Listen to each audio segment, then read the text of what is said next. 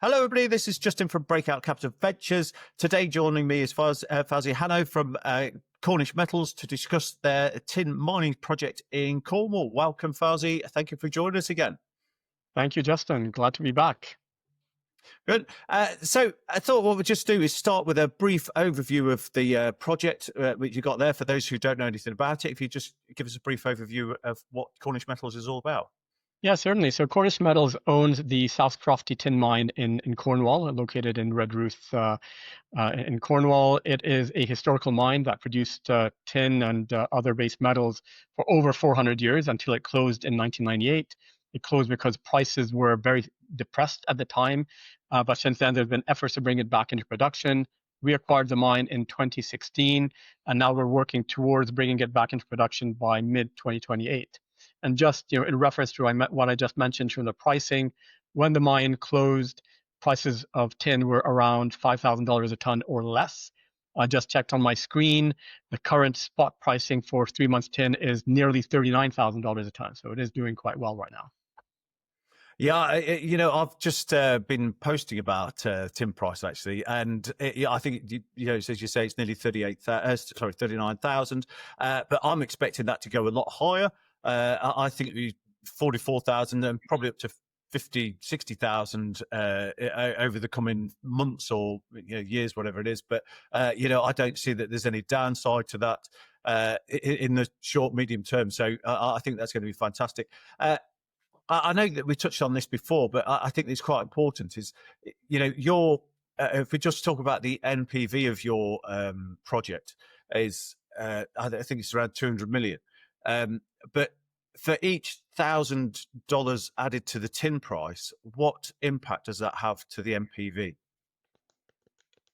So I'll just give you a bit more background on that. So the NPV restated is 180 million pounds. Now that is based on the current resource as last published.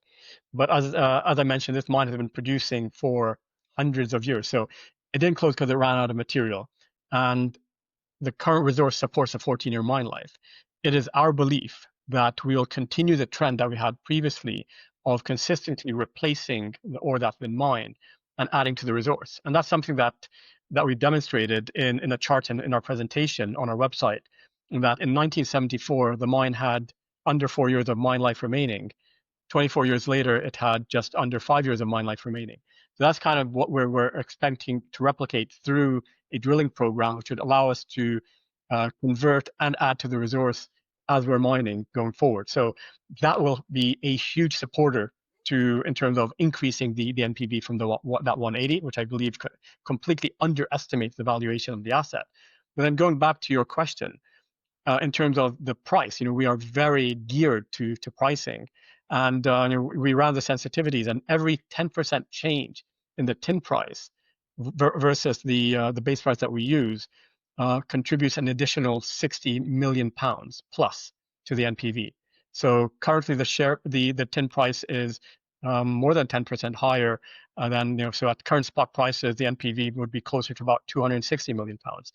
So there's a huge gearing there towards the tin price because it's a low cost mine that'll generate very, very high EBITDA margins. Yeah, which is obviously 44,000 where I'm expecting it to go, it's going to have a significant impact to the bottom line, isn't it? So, which is great news.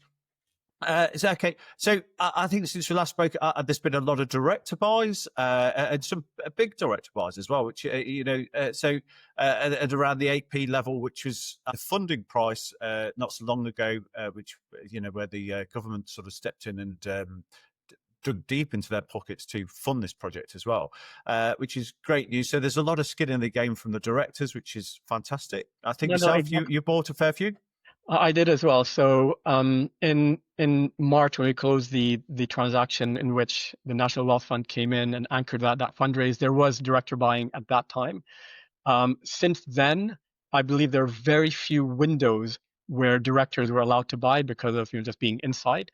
So when that window did open last month, you did see some purchases from myself and some other directors at the same level. Like pretty much everyone came in at 8p. I think there are two directors, our CEO, myself, we all bought, and this just to demonstrate, our confidence in and support for the company and the project. And when we get the opportunity next time around, we will likely see a little bit more coming in, or at a follow-up fundraise. So we are trying to demonstrate that there is skin in the game. It is a question that we are asked by several investors. How much do we own? Will we continue to follow? I think it is important, because if you don't have the leadership and confidence of the management team, then how could you expect investors to buy your stock? Yeah, absolutely. I think it's great that, as you say, that participated in the funding round and buying an open market as well. That's a great sign. Okay, since we last spoke as well, there was a thing about the dewatering of the mine, and obviously it's put the schedule back just slightly. But obviously, how's that dewatering progress going now? So that's going according to plan. So since we restarted dewatering in the summer, well, we had continued dewatering, but we did have some delays with regards to the maintenance. We issued the updated guidance. Now everything is tracking to plan. We reached the mid shaft pump station at around 360 meters below surface in August. Since then, we've only pumped down a little bit down to we're at close to about 370 meters, and we're holding it steady at that level until we complete the work on the pump station. That will be completed by the end of the year, with pumping to resume at full capacity from the beginning of next year, with the expectation to hit the 400 fathom level, which is where the lower pump station sits. That's about 730 meters below surface by the middle of next year, which is what we're guiding. Right. Okay. So everything's going to plan so far. So it's looking good for that production date in 2028. That's correct. Everything moving towards first tin in the middle of 2028. Okay. And I know you touched on resource upside. So, I think that's quite important, isn't it? From an investment perspective, that will we be getting news on drill results at some stage? Will drilling commence? Resource drilling, that's something that we'd look to do in the latter part of next year. Once we've dewatered the mine, have access to lower levels of the mine, we'll start drilling selectively from various lower levels. So it will be targeted drilling, but that's not intended to commence until the second half of next year, and then start delivering on these kind of results, which will be quite important. If we have an opportunity to do anything sooner, we will. But it really is dependent on access to the lower levels of the mine. Okay, so the resource upgrade is that potentially deeper down, or is that at a slightly different location? Along the existing mineralized lodes, and it's going to be along strike and down dip. So it continues to expand in these directions, and it's going to be focused on the initial drilling campaign. We'd expect to focus on the areas of the mine that will be delivering production for the first few years of production. So that's kind of the focus, and then can keep on going from there. And what we expect that to deliver is further upgrading of resource categories and adding additional resource, which in itself is very important, because not only does it mean that it will provide an extension to the mine life as a whole, but also changes the mine plan, as you can optimize more and stay longer in various mineralized high-grade lodes, and that's all going to be just determined through the drilling program. Okay. And another question I was going to ask is, obviously, we're going to go to production in 2028. Can you just talk about how are you going to recruit miners for that process? Because obviously, there's not going to be an awful lot of miners that you can, available at the moment. So is that something that you'll be doing a training on? Obviously, will you be recruiting locally? Will you be importing for experienced staff from other countries, for example? You're right. There hasn't been much mining in the UK for quite a while. So we don't have miners on the ready as you'd have in Australia or South Africa, for example. But our plan is, of course, to have a training program in place. So as part of the project review that we've completed in late September, we've done a full detailed review of our HR and recruitment plan. And with that, we did bring forward some of the expected hiring. And the reason for that is to be able to put in place training programs in time to get the new recruits ready. And the intention will be to recruit locally and train them up. So for example, we are looking to commence very shortly the development of the number one level. The number one level is about 45 meters below surface. It's an important level because that, all the ore is going to be hoisted up the shaft to that level. There's going to be some ore bins there, and it's going to be put on trucks and exit from there through the decline into the pre-processing plant. So we'll commence very shortly, and talking in a matter of weeks, the development there, where that will be the start of a training program where we'll have full-time trainers, and we'll be recruiting new miners kind of on a monthly basis, bringing new recruits in, so to develop the skill set required for the mine development. So that's kind of the approach that we'll be taking. But we do acknowledge as well that some of the more senior roles, we do start looking locally, as much as we can. But where the skill set is not available, we then look externally, more broadly within the UK and then outside of the UK to bring the right skill set for that role to the company. And we have had some recruits as well that we've had to bring in, and some fortunately that we've been able to repatriate. So that's always a bit of a priority. If you can repatriate UK citizens in, that also facilitates it, especially people who lived in Cornwall previously, and we do have some examples of that. Oh, that's good. So, how many sort of people would you expect to be on site once the mine's in production? How many local jobs would it create? We're at about 80, 85 people currently directly employed, and we're looking at, once in production, having a little over 300 directly employed people with well-skilled jobs. But importantly, in addition to that, we'd expect around 1,000 indirect jobs. And that all stems from additional industry that will be setting up. We'll expect, in terms of parts, maintenance, services, a lot of that to be setting up locally, because as a mine, we have so many different parts that we do need, a lot of work that has to go on. So we'd expect that our partners who are working with us to be set up locally rather than people sitting international. And that's very common for mining operations. So that generates secondary industry that's going to take place and be very beneficial economically for the region. Yeah, it's going to be great for Cornwall, isn't it? There's quite a lot of jobs down there. And as you say, it's going to be for the next 15, 20, possibly 30 years. So, it's job security as well, isn't it? Which is what everybody wants. That's good news. And I noticed that the UK critical minerals strategy has included tin as part of the critical minerals strategy. So your thoughts on that?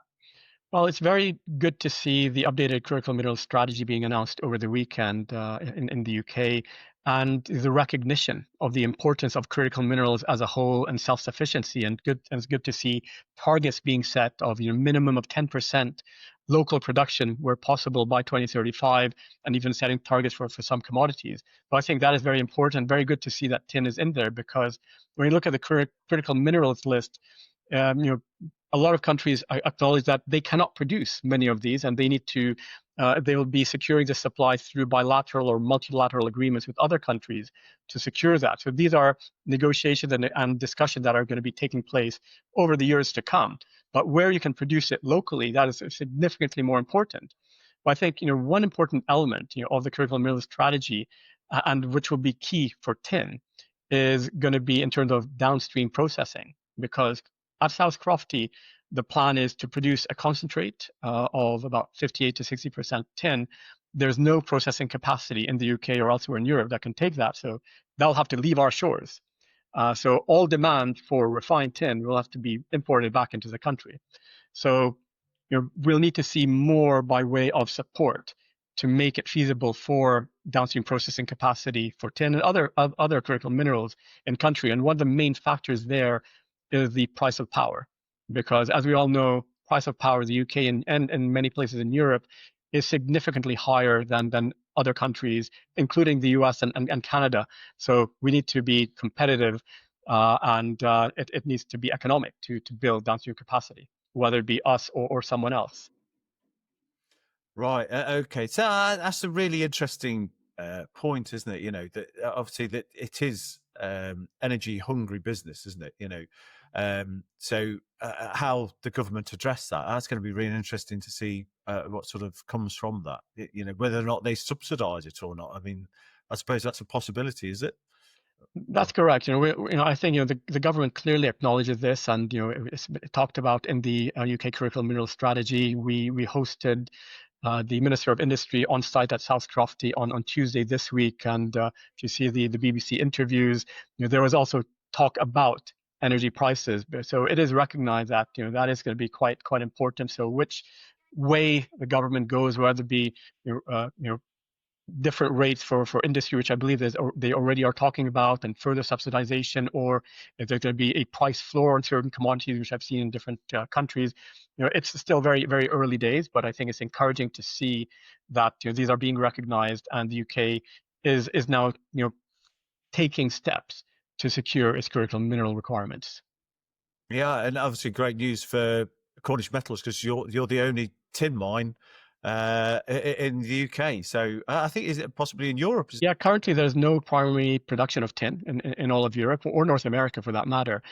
We'd expect that we would be the first tin mine to come back into production, but we'd hope to see others as well that bringing South Croft Tin and the whole processing infrastructure in place that encourages other production as well. You could have probably a hub and spoke model within Cornwall. There's a lot of prospectivity for tin in Cornwall, as we all know. But there are also a couple of projects elsewhere in Europe that are slated to come into production before the end of the decade. Right, that's interesting. Obviously, what investors are really interested in is what sort of news flow can we expect over the next few months. So, as an investor today, what could they expect in terms of news flow over the next sort of 12 months or 6-12 months? So in the near term, I think it's going to be continued progress updates on site in terms of what's going on. Right now, there's a lot happening on site, on surface, underground. We will update and show, and we get a lot of questions to show more pictures. So we will be doing a lot more of that, so people can see what exactly is happening with the pump station currently, the excavation work, the work on the workshop and stores. So we'll be putting on regular updates every month or so, or maybe every couple of months, just demonstrate that things are progressing on track with the latest guidance. So that's something to expect on the go, as we move forward, because there's going to be more activities happening as we move forward. Funding is extremely important. We have the debt financing process underway right now, and we'd expect that to be completed by the end of Q1. So you could expect to see some updates early next year in terms of the progress there, and then once we have the debt financing in place. So I think these would be the core type of updates that you will see, and then of course, beyond that, the final project finance and final investment decision to be declared towards the middle around then of the year. So we're hoping that these type of updates, especially on the debt financing, will provide more confidence and support for the share price. Yeah, that's so there's potentially a lot of news flow over the next few months, and obviously it's worth pointing out as well that the mining license is already granted. It's got another 50 plus years at least, I think, haven't you, on the mining license? So there's no issues in that regard. Yeah, no, that is correct, and that's something that people have to always keep in mind. When you look at new mining projects, some of the key areas that could cause delays or even kill the project is with regards to permitting. We have the underground mine permit up until 2071. We have all the planning permissions required to build the surface infrastructure that's required for the mine, and just as importantly, we have the local community support as well as local government and national government support. And like you mentioned in the beginning, having the National Wealth Fund come in as a shareholder, that's very supportive. On the local level, we also received grant funding. So we are building the new workshop and stores, which is in an old building that were the old Bartels Foundry buildings. We've demolished these. We acquired the land from the Cornwall Council, and we received a £4.2 million grant, which is equivalent to about 62% of the total cost of that singular project to build the workshop and stores. And that's money that came from the UK's Shared Prosperity Fund, which was managed by Cornwall Council. So we're very appreciative of that, and that demonstrates that there is alignment and support from the local government as well. Oh, that's great news, that is, isn't it? I like the fact that the UK governments have been so supportive, and I assume they're going to continue to be supportive. So, that's as mining goes, that they are by pure nature quite high risk. But in this case, from a government point of view, there's no risk there. They've put their money, they're backing the project. Obviously, they're changing, creating these critical mineral strategy to ensure that local production is preferred. Things are looking really good for Cornish Metals. I know that there's other tin plays that are based in Africa and places like that, but from a security point of view, a risk management, then Cornish Metals really should be on the forefront of a lot of investors. Really, it's one like for myself, it's one for the SIP, and just let it ride. And to say by 2028, you're going to be generating potentially significant amount of profit. So, we should reflect in the share price, I think. So, No, that is correct. And what's good to see is we're seeing that alignment at different levels of government in terms of securing the supply, and that's what's important. It's really focus locally where you can. There's this huge endowment of mineralization in Cornwall and elsewhere in the UK, and it should be the focus should be on developing that to secure your supply and reduce the reliance on imports. And like you say, once this mine is in production, just looking through the PEA, we expect to generate about 70 million pounds of EBITDA annually, close to 60 million pounds of after-tax cash flows. That's at 33,900 tin. Put today's prices at significantly higher. So that talks a lot in terms of where we'd expect the valuation to go. And if we expect this to be, as we do, a longer-term producing asset, we expect this to be a generational asset as it once was in the past.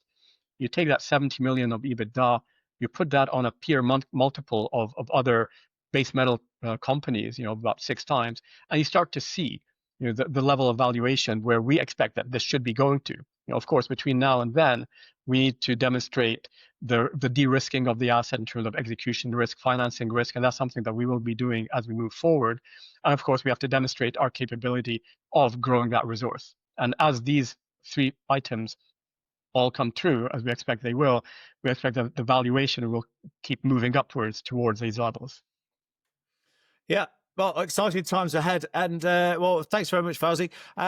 Hopefully you can join us again soon as progressing, over the next few months, and we can catch up then and see how things are going. Yes, certainly, Justin.